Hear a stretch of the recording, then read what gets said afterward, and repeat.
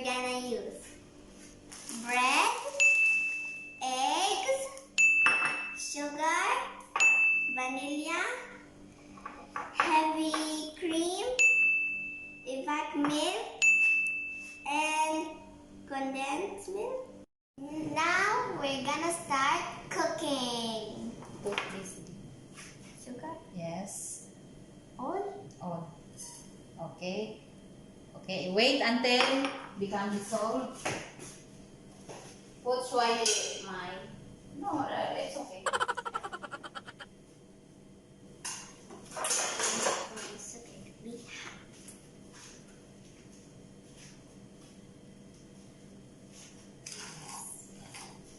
Now the caramel is ready.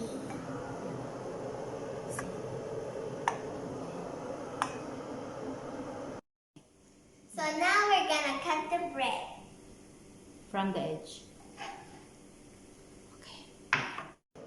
So then we're gonna marinate the bread with the milk. Put. Sway. Yala, put all. Okay. All. You put all. Yes. So we will marinate for 30 minutes and set aside. Now we're gonna mix all the ingredients together. Eggs.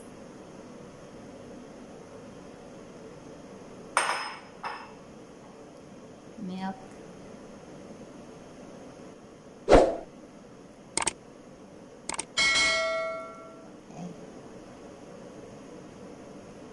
Okay. Tell us. And the cream.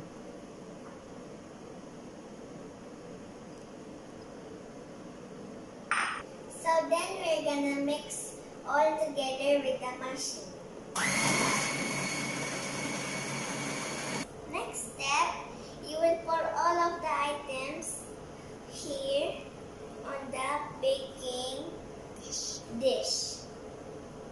Okay. Slowly. Okay. Put on. I cover this with the aluminum foil. So then we're gonna put the hot water to steam. So now we're gonna put this in the oven for 1 hour.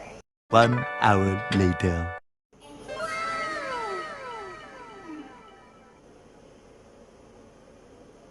This is the finish finally.